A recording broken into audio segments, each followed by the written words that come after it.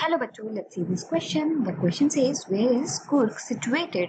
How does Lokesh Abrol describe the natural beauty and the people of Kurg?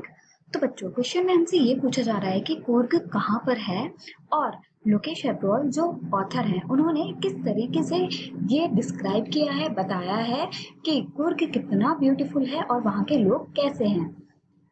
Here the key concept is all about beautiful city Coorg.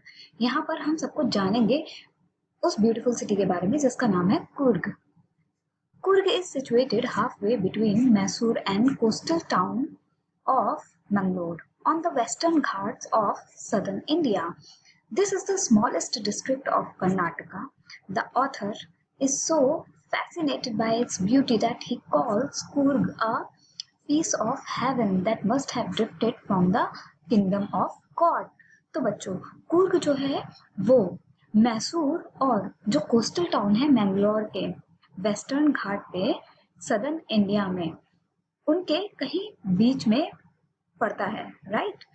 और ये सबसे smallest district है कर्नाटका की और जो author हैं मतलब लोकेश एब्रोल वो बहुत ज़्यादा फैसिनेटेड है और कुर्ग की ब्यूटी को देखकर कि उन्होंने कुर्ग को बोला कि ये तो एक पीस ऑफ हेवन की तरह लगता है, मतलब जो पूरा स्वर्ग है उसके किसी एक हिस्से की तरह लगता है जो कि शायद किंगडम ऑफ गॉड मतलब गॉड के खुद के किंगडम से लिया गया है। Coorg is known for its spices, coffee plantation and evergreen rain forests. These forests cover almost 30% of the area of Kurg and the coffee plantations found in the prime corners of the district. Hence, this place teems with greenery. और कुर्ग जो है वो अपने spices के लिए भी जाना जाता है और यहाँ पर कॉफ़ी प्लांटेशन भी होता है जिसकी वजह से आप कुछ एरियाज में कॉफ़ी की बहुत ही स्ट्रॉन्ग स्मेल को फील कर सकते हैं। यहाँ पर एवरग्रीन रेन फॉरेस्ट भी अवेलेबल है।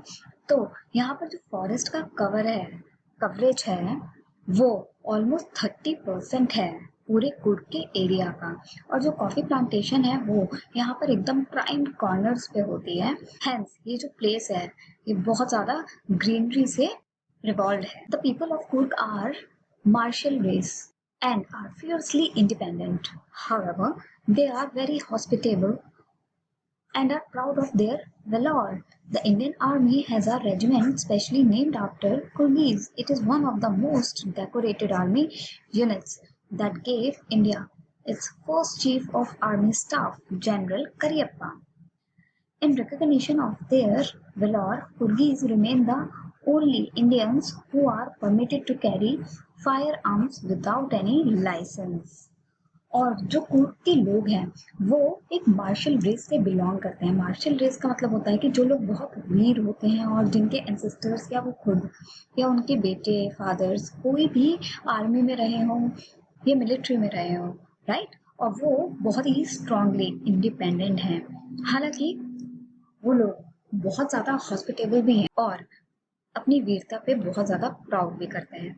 तो जो है ना कि इंडियन आर्मी का एक रेजिमेंट है जिसका स्पेशली नाम इन कुर्गीज के लिए कुर्गीज के नाम पर रखा और ये जो कुर्गी आर्मी की यूनिट है ये मोस्ट डेकोरेटेड वन। और तो और हमको यहाँ से कुर्ग से पहले चीफ ऑफ आर्मी स्टाफ मिले हैं जिनका नाम है जनरल करियप्पा और ये जो वीरता का रिकग्निशन है इसकी वजह से कुर्गीज जो हैं वो इंडिया में एकमात्र लोग हैं जिनको परमिशन है कि वो फायर आर्म्स को लेकर कैरी कर सकते हैं बिना किसी लाइसेंस के।